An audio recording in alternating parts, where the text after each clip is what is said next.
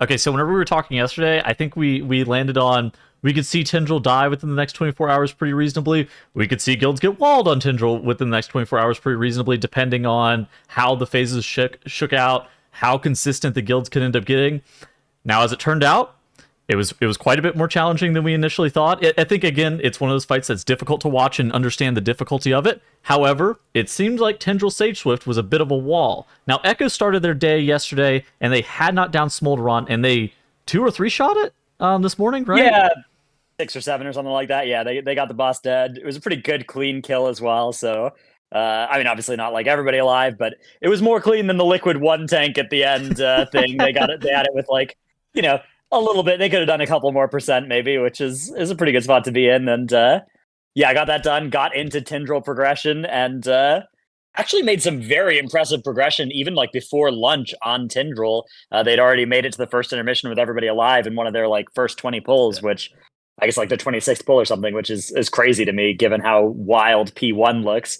Echo had some cool tech for it as well. They had cheat death trinkets from Dawn of the Infinite on 6 of their players to help make it so that they could survive more of the start of the fight and see deeper into it, which Yeah. I think is really clever tech. Yeah, I mean, in addition to that, it seems like Tendril. So whenever we were watching Smolderon was more of like an individual fight where your individual players controlled a lot of that. You need to kind of get through the movements. For Tendril, it seems like this is more of like a coordination check where if you watch. So from Echo's perspective, if they're watching what Liquid is doing, then they're able to utilize a lot of the stuff that Liquid has already tested and kind of come up with a strategy in P1. Now, I will say that it's not this is not something that's abnormal. This is like very, very common with Race World First, where you the yoink and twist.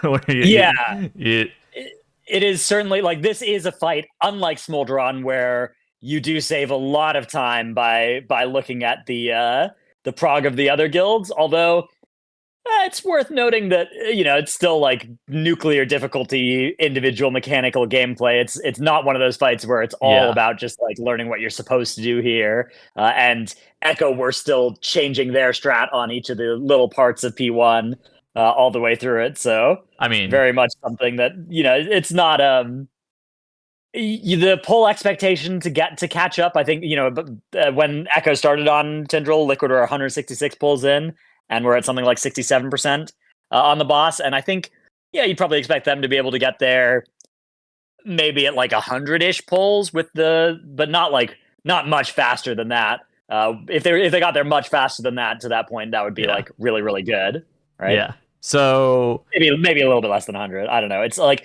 a lot of it is learning that you can copy, but a lot of it is muscle memory that you have to learn. during most of the Echo day, the boss was being progged by Echo while Liquid were asleep. And then about the time Echo was going to be finishing off with the raid day, Tindral got nerfs. Basically, both of the guilds were about 150 pulls in, and nobody had reasonably gotten into phase 3. Now, there was question as to whether or not it was even killable in that previous state. I think that both sides kind of announced that they didn't want nerfs to come through, at least until like the reset, or they didn't necessarily want nerfs to come through at all. For one reason or another, that Blizzard was like, nah, we're going to nerf this fight. And basically what they did is in phase 3, Blazing Seed now lasts for 5 seconds. Tindral's health was being reduced by 20%. This is probably the biggest, this is by far the biggest nerf. Supernova shield adjusted to remain the same with the new boss health. And Fiery Growth is now no longer affected by duration affecting abilities. This was something with Arcane Barrier dot duration, making Fiery Growth duration different. So, there's just a couple of things. I know that there were some hot fixes yesterday trying to make some of the spawns more consistent on the boss. And Yeah, I would call those again like more kind of standard, just making sure the boss kind of works how it's supposed to. yeah. Same with the making Arcane Barrier not interact with like I wouldn't even really count that as a nerf. The Supernova thing is just a compensation buff to make it the same as it was before. So we're looking at two changes: a health nerf, Seed 20% change. health nerf, Yep. and the seed change. But the seed change is only in P3. It's not in P2, which the guilds had not really started progging P3 yet. So both the health nerf and the seed change in P3 do not really nerf any of the stuff that either guild had already worked on for the 150 pulls that they had in that boss, right? Like neither of them matter for that. All of the work that they did in P1, they still needed to have done. Yep. That's still exactly the same. all of the work in P2 also still exactly the same. Like, yeah, you could make an argument, oh, the DPS check is now a lot less tight on the overall fight for the Enrage, but honestly, with just the number the boss had before, I don't know if it was going to be at all. We didn't. Obviously, 20% nerf is a massive. That is a huge nerf. That is a massive health nerf. I suspect what's going on here is that Blizzard in the past has underestimated how much damage players are going to be able to do while doing mechanics and while killing ads. Yeah. And this time around, they overestimated it. But that's fine. I mean, none of these nerfs are the kind of nerfs where it's like taken a day of prog from either guild and invalidated it. So for the purposes of like fairness in the race, I don't think it even really mattered if they did this particular nerf when either guild was awake or asleep, because it hasn't changed. Like, if they did this nerf at the start of the day instead of the end of the day, it wouldn't have changed Echo's prog because they would have been doing the exact same stuff. It would maybe matter if they did this change in a day from now, that would like screw over a guild that had started P3 prog and had been managing to figure out how to do seeds in 3 seconds in P3, which I'm sure would be really hard to do. But this is.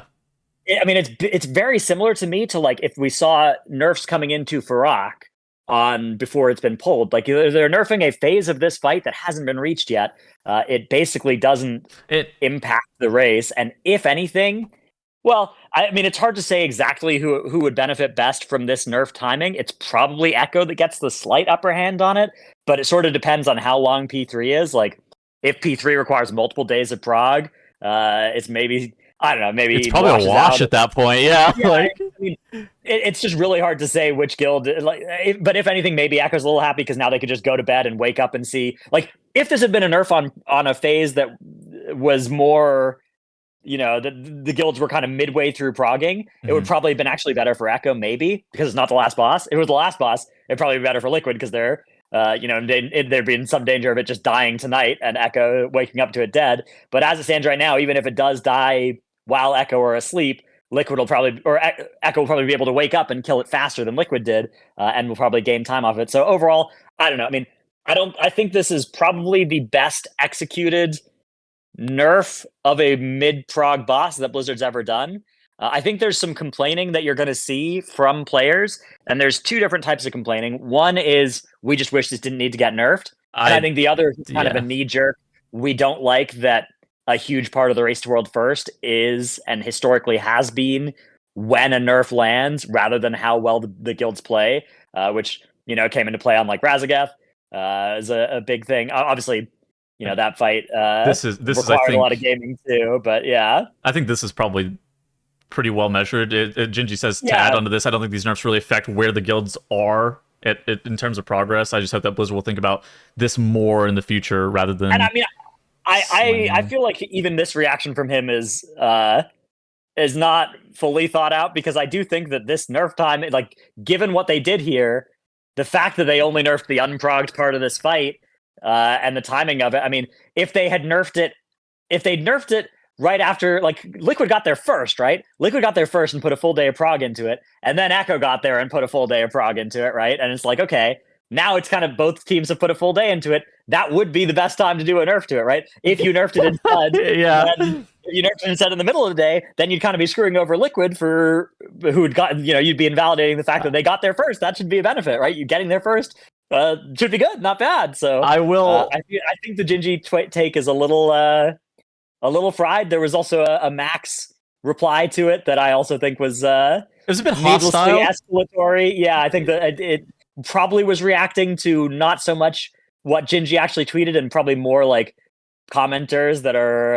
I think this is almost exclusively aimed at commenters and not even necessarily Gingy. I hope so, because I do feel like this is coming in too hot and not a great tweet from Max either. So I think both Max and Gingy should open up the fridge and stick their heads inside and cool off a little. I don't think that either of them are necessarily aiming their tweets at one another. I think they're aiming them at like. Well, I think Max's is more clearly like a subtweet, but either way, I mean, it's all that's the joy of Race to World Person. I think that's why it's a good thing there's a BlizzCon recently, because they all got to kind of see each other in person, and that lowered the tensions a bit. Now they can start rising again now that we get these nerfs and stuff. But I do think at the end of the day, this is not going to be one of those changes that really ins the raids too much or makes this Race to World First less legitimate, which is really good. Okay, so for viewers, kind of what you need to see out of both Echo and Liquid for the next couple of days on Tindral Sageswift, I think, or probably the next 24 hours on Tindral Sageswift,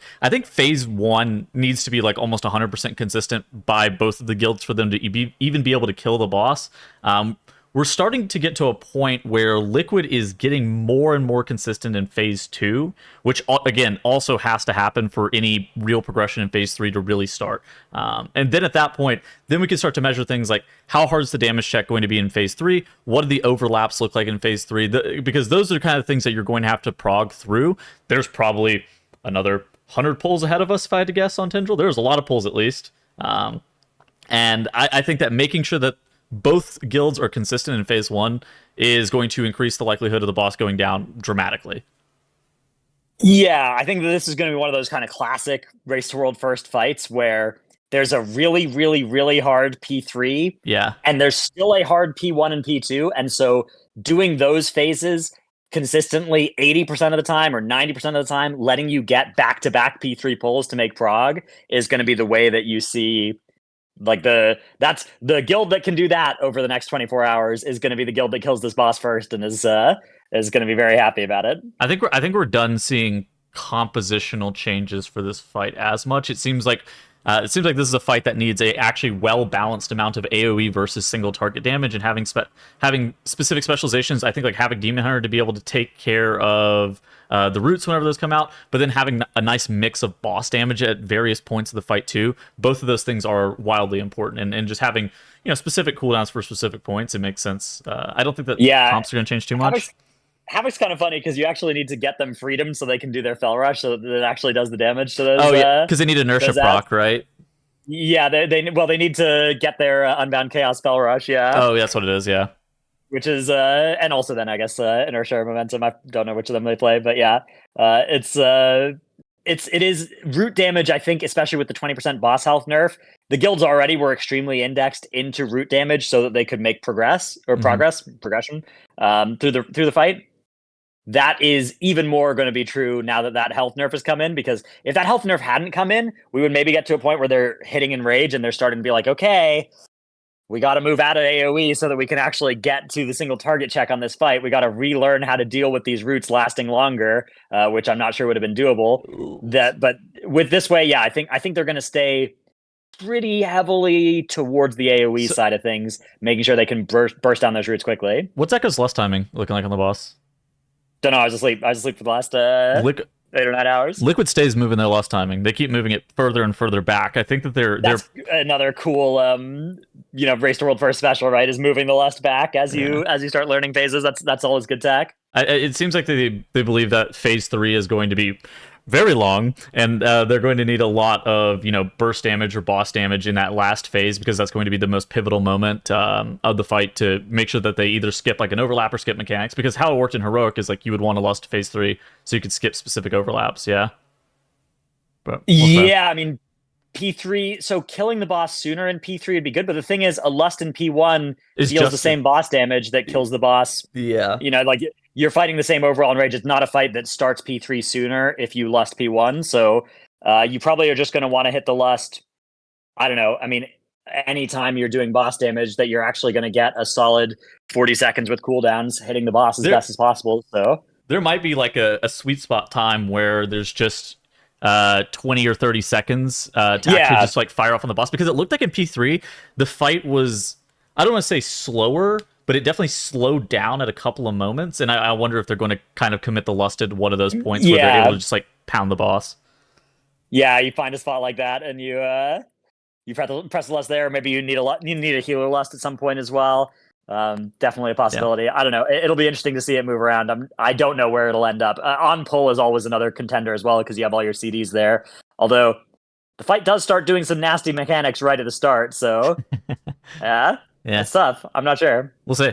Anyways, what are kind of predictions for the next 24 hours? Do you think Tindral dies in the next 24 hours? Yeah, I think Tindral will die in the next 24 hours. I think with the 20% health nerf, and the fact that P1 and P2 look so hard, and like you said, P3 a little slower, I suspect that we will see Tindral go down for both guilds this time tomorrow. I think that seems pretty likely at this point. I think that the way that Tindral's not dead is if the damage check is so hardly tuned. Like, so even after the 20% nerf, it's still tuned so hard that the Maybe, guilds yeah. actually aren't able to kill the boss within a reasonable time, or they're getting like some really bad overlap at the end of P3. Um, Hopefully, it doesn't need a renerf. I think that that's kind of the main goal, and hopefully, Farok doesn't need any changes that are pivotal to the race. Yeah, that would be a shame. And hopefully also Farok doesn't fall over with the second reset's worth of gear instantly, I mean, which we're going into the second reset almost. almost certainly at this point, yeah. Yeah, I don't see a world where we don't go into the second reset. So, I mean, I guess we have to start prepping for Super Loot Tuesday, where you get vaults plus a second craft, right? Yeah. There's more crusts to be farmed. There's maybe more splits. These sounds like topics for a tomorrow video, perhaps, or for Yeah. a video after that. So Yeah, that does sound like a tomorrow video. All let's right. leave that for then. All right. Goodbye. Bye.